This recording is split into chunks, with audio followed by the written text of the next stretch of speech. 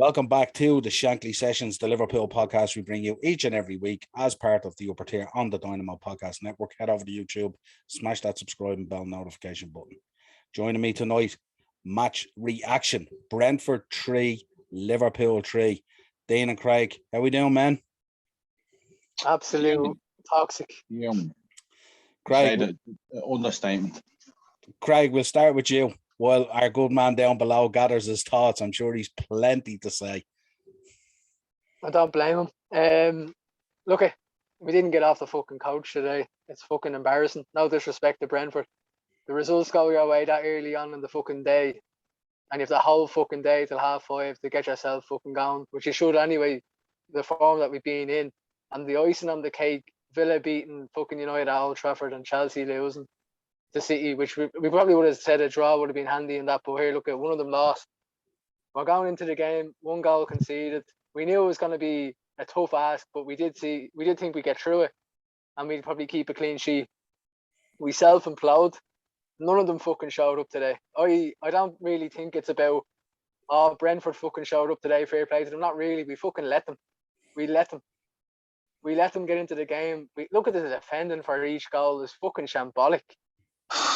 It was non-existent. Mane, the front three, I'm not going to single out Mane. The front three, bar Salah's goal, non-existent. The midfield, non-existent. Defending, non-existent. Alisson, one of these performances comes out in a blue, like every so often in the blue moon, that he doesn't know what he's doing. His decision-making is fucking abysmal. Absolutely abysmal. Mo Salah's 1-on-1. I don't care if you're 6-0 up or you're 1-0 up. You hit the target. It's fucking ridiculous. And I know Dean has touched on this many times, and it has kind of came true now. The chances that we miss are going to take its toll, and he was right, because it has. And now it doesn't even feel like a 3-3 draw, to be honest. It really doesn't. I'm extremely demoralised by this performance. I know it's a point gained away from home, but come here, no disrespect for Brentford. In all honesty, they should have beat us today. But no disrespect to them.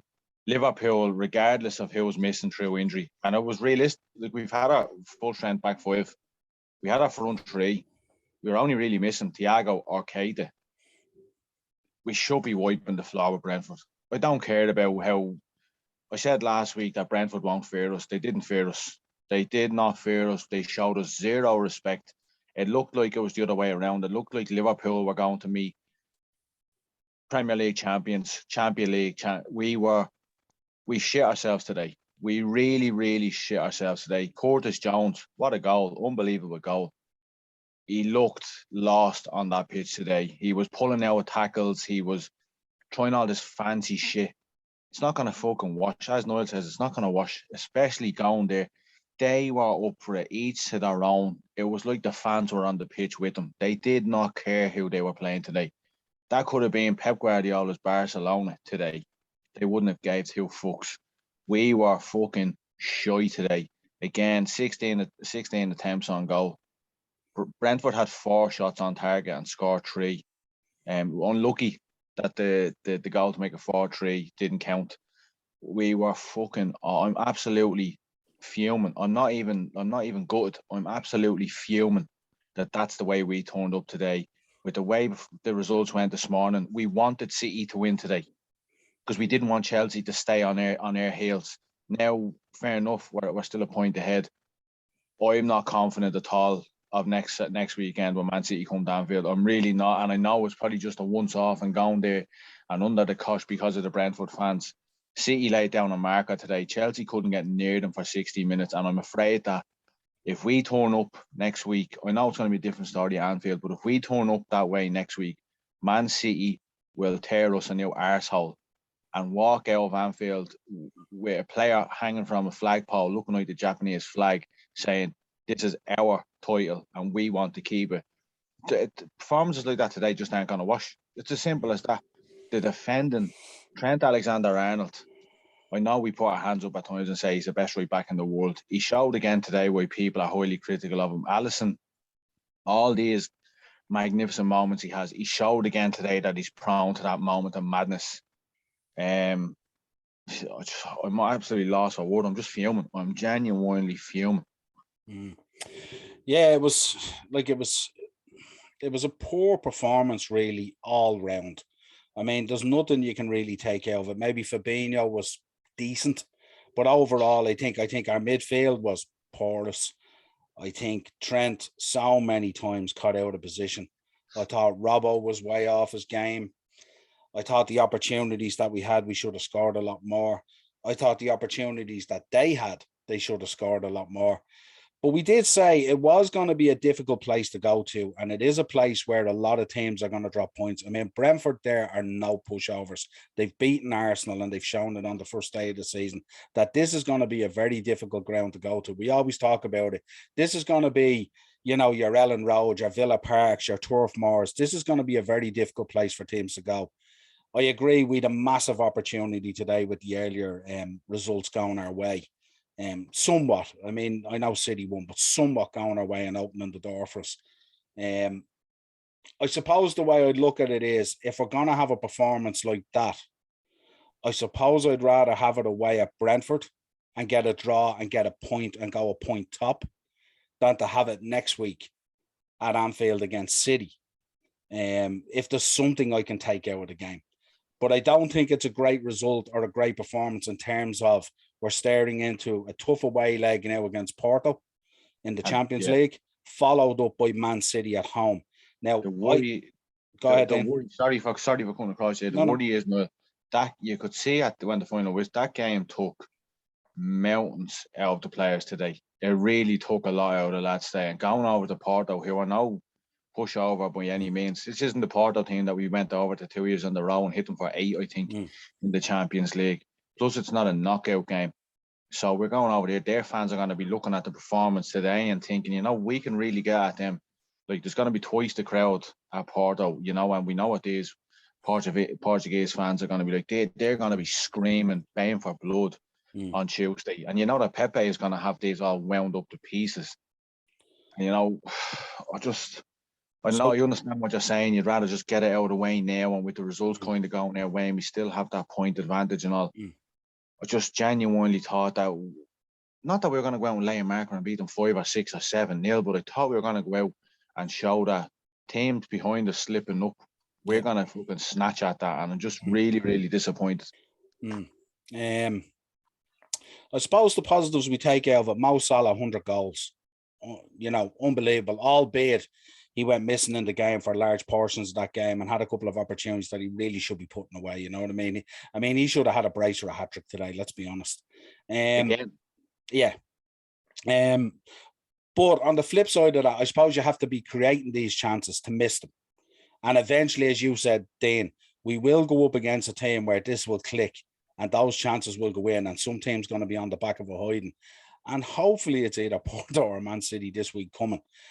In terms of changes, we've seen that Mane, Craig, wasn't in the game much.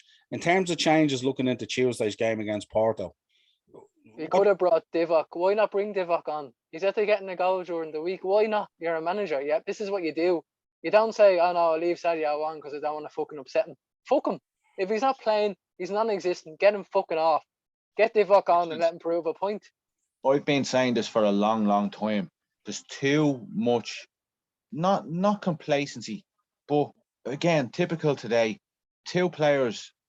Mo Salah wasn't great today, but he's always going to pop up with the goal, isn't he? But Mane, for me, it's not the first time. Minamino scored a brace on Tuesday night. Was outstanding. Divock Origi got a goal and an assist. Was outstanding. He was outstanding against AC Milan until he got taken off. You need to roll with the punches with these guys, that they have this little confidence booster inside them. Things aren't working out for Sadio Mane. You can't take the risk nowadays in the Premier League and say, well, it might pop up in the 95th minute where it does click for them. You have 2 guys sitting on the bench and Bobby Firmino, where it's not going. You could see it wasn't going for Sadio at all in the first half. When I got to the 60th minute and bringing on, I know we brought on Bobby for Curtis, because for me, Curtis Jones, until that goal, done nothing in the game, in my opinion. But you have 3 guys on the pitch there. Bobby's coming back from injury fresh. Minamino was outstanding on Tuesday with 2 goals. Divock, you know, we were only talking about it after the Norwich game now, where he has that little bit of confidence in him now. Throw them into a game like today. That could be the moment of magic. We haven't got the class, or we haven't got the time. I know we still got that point on. We're a point ahead now. But like, it's gonna come towards the end of the season where you might just have to bite the bullet and put all your faith into these guys. But today, for me, I just scratch my head at times with Jurgen Klopp. I know he's our hero, but I just scratch my head at sometimes and think what exactly is going on in his head when he's standing on the sideline watching a performance like today. And you've seen how well these guys have performed midweek, albeit a Carabao Cup game. But there is going to come a time where you have no option. It could be against Man United, it could be against Man City, it could be against Chelsea, where you have no option but to go with these guys. And I thought today was the perfect opportunity on the back of the midweek game. And again, he leaves Sadio Mane on the pitch. And again, Sadio Mane does absolutely nothing in the game. How would you feel as a player after getting started? Minamino gets 2, Origi gets 1, and they gets their confidence up, and they're, as you said on previous podcasts, they're part of the team, they're part of the club, you know, that they can do a job. Imagine how you feel sitting like a fucking idiot on the bench today, knowing you could probably come on and help or do something, and also knowing and looking at Sadio now. Not only has he not been in the game, but obviously you want your teammates to do well, but now that you're ready to come on and you can actually maybe do something in the game, and he doesn't even give you the fucking time of day. It's fucking embarrassing. It's man management. It's fucking simple, you know, common procedure. Yeah. It shouldn't be us at home saying, oh, I hope he brings Origi on now in the 60th minute. We shouldn't be the ones sitting at home fucking saying it. Well, I suppose you never know. Maybe he's thinking that Taki and Origi might be tailor-made for the Porto game or something like that. Who knows, you know? That's going to be a fucking horrible game, I think. Like they are, you know, that's like going, I think, to Turkey, as in it's like a fucking cauldron, you know what I mean? In terms of Curtis Jones, then, I mean, he didn't have a great game at all until that goal, as you said, and what a goal it was. Let's be honest, it was a great goal. Yeah, outstanding. Yeah, and you could see the celebration and what it meant to him.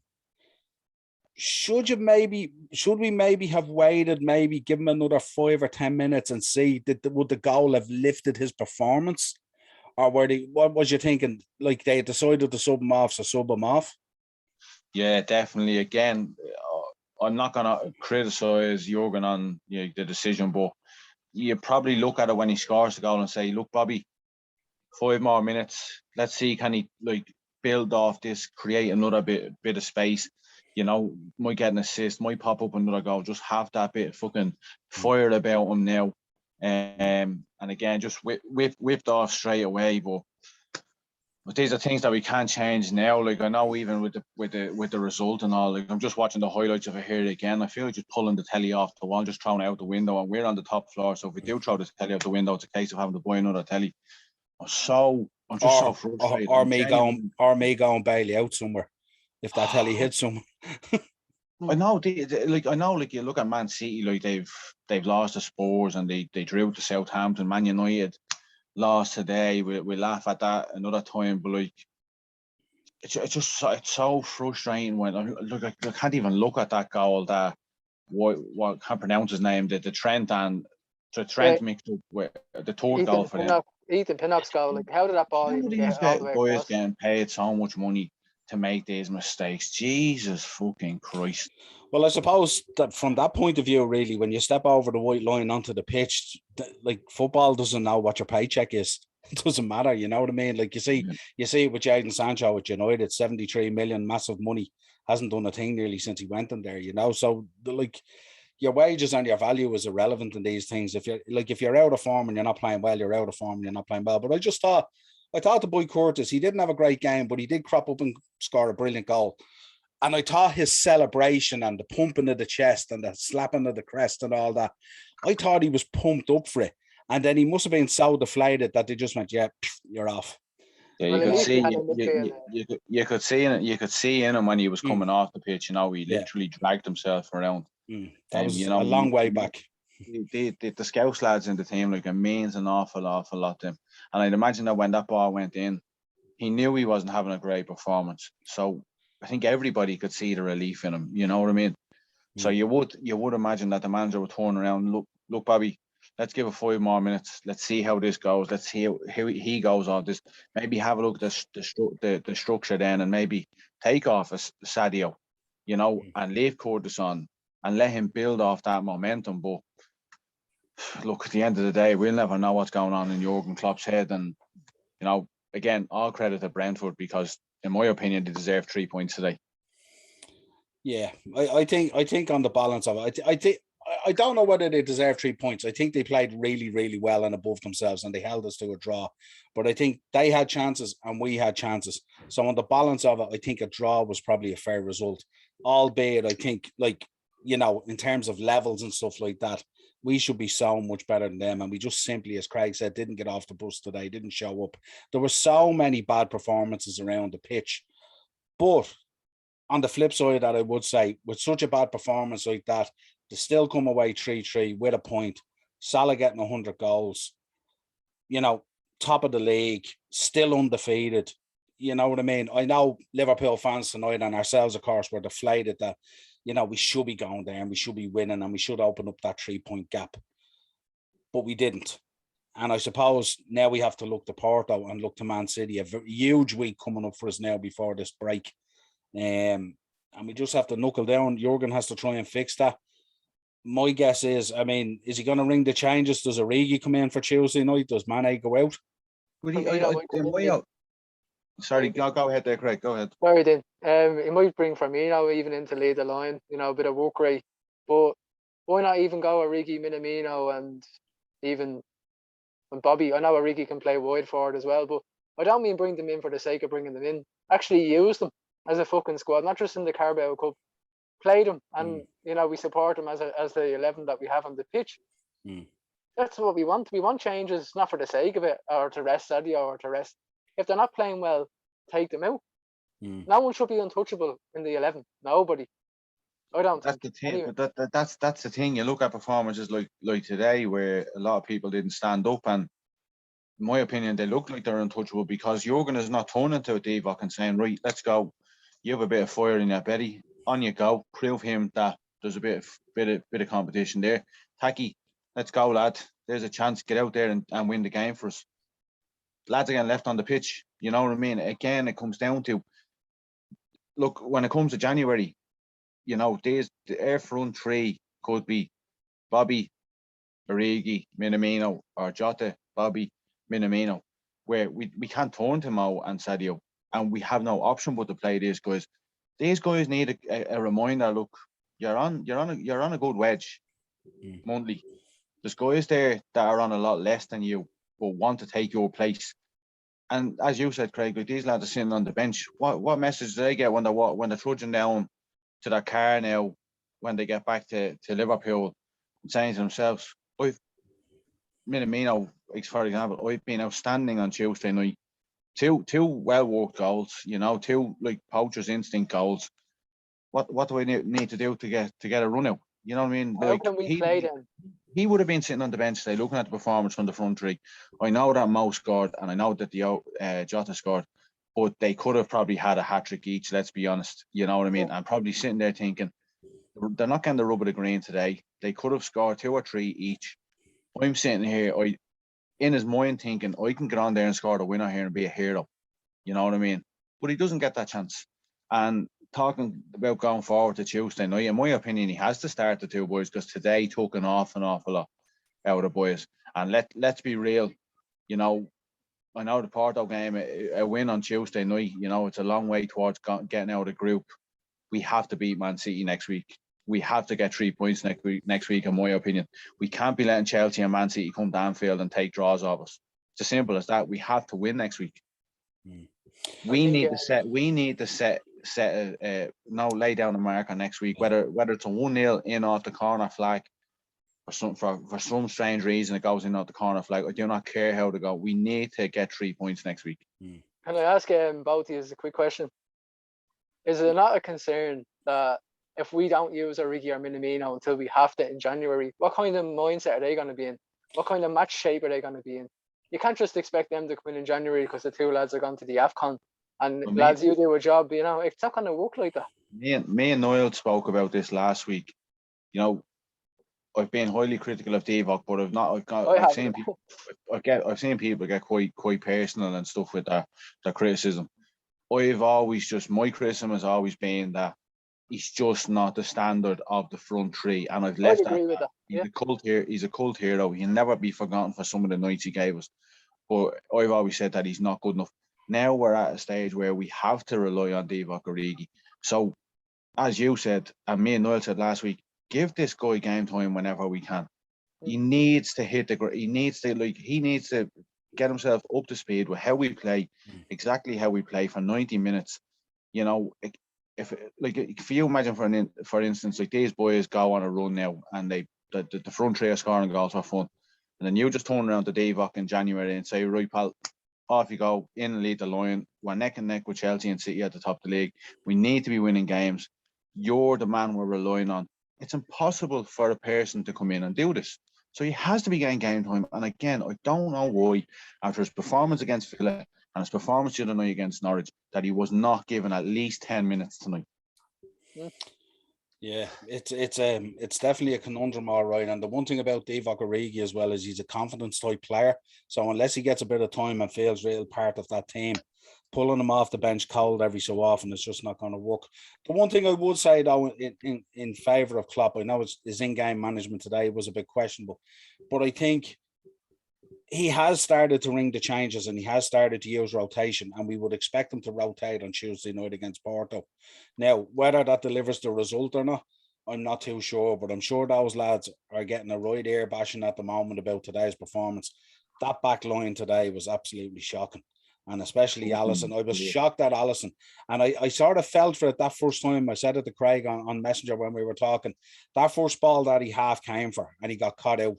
I mean, he should be coming out and claiming that ball. He's supposed to be that guy at the back, you know what I mean? Yeah. And if he hasn't got confidence and you don't see him playing in that way that he usually plays, that spreads to that back forward as well. And all of a sudden, there's that nervousness. I was very surprised at Fabinho getting caught out for that goal as well at the back post and not clearing that, you know. I thought that was very poor as well. So I think he will ring the changes. But the one thing I would say, if we were going to drop a clanger, I'd rather drop a clanger against Brentford away and still walk away with a point and still be a point ahead in the league than to drop an absolute clanger next week against Man City and get absolutely pasted. And I think he'll have the boys well motivated all week for that game. I think next week you'll see a very different Liverpool. I think you'll see rotation on Tuesday night against Porto. Hopefully we can get the job done or at least come away with a draw, because it's a tough place to go. Keep us going well in the group. And then roll on Man City before the break. And hopefully he has the boys fired up for that Anfield crowd, that 12th man. Gonna really need that 12th man next week now. Klopp has a big week ahead of himself now in terms of coaching. Yeah, you look at City, who have had them kind of stutters with Tottenham and Spurs, and Chelsea have been basically, like us, untouchable. And then Man City basically beat Chelsea at the Bridge, one of the hardest fixtures to win in the Premier League. Like, imagine what we need that now. We need to do that to City next week and forget this draw today. And we need to go out and bleed and show them that they're not going to catch us and that we are the rightful champions and that we want to, push on and go ahead now. And let Chelsea know that as well. Yeah. By beating City. I did say it. I said it this year. I think this league will be decided this year based on the results against the top six. It won't be the other results that cost you the league. Unless you perform against the top six, you're going to have a real problem. And that's how I viewed it. That it's a real. If you look at it this year, it's going to be a league within a league, if you like. And like it's that top six. Yeah, and Aston Villa. I include Aston Villa in that top six because we tipped Aston Villa, I think, to be a top six team this year. And especially when you look at the kind of fall off from Leicester as well, they've had a poor start to the season. They were lucky today, got out of jail today with that Chris Wood goal being offside. Very, very lucky. The good thing for Villa is that they just have, no Europa or anything, that they have their new squad. They're blending, they're gelling, together, and they have that full week of preparation every week for Premier League football. Yeah. Nobody would want to play them. That's what's so annoying down there is, like, I completely agree. Like, there's going to be a league within a league, and it's going to be a case of who can win the most games in the battle of the top six when everyone plays each other.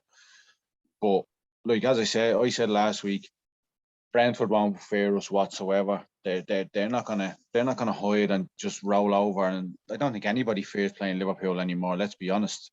You know, I think we're quite one-dimensional, and I think that could be part of the reason why Jurgen, you know, kind of opts when we're struggling to get a winner, that he kind of struggles to make that decision of putting Taki on or putting Divock Origi on.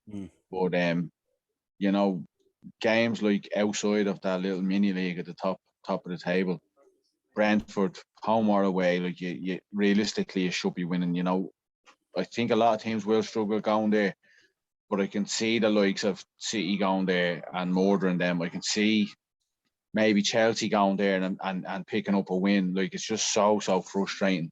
You know, I need to just put that to bed tonight, because, as you know, I get a bit what be the word? I get a bit caught up in results. You know, especially I think it could be more so the fact that you looked at the results this morning. There was 2 games on a 12:30 with 4 teams that I believe will be challenging for Champions League football this year. Realistically, I don't think anybody thought Villa would be United at Old Trafford, you know, and I think a lot of people favour Chelsea to kind of prove a point against City again. City turned up and I think they dominated. They made N'Golo Kante look normal in the middle of the park. Tuchel got a really, really wrong start in Werner.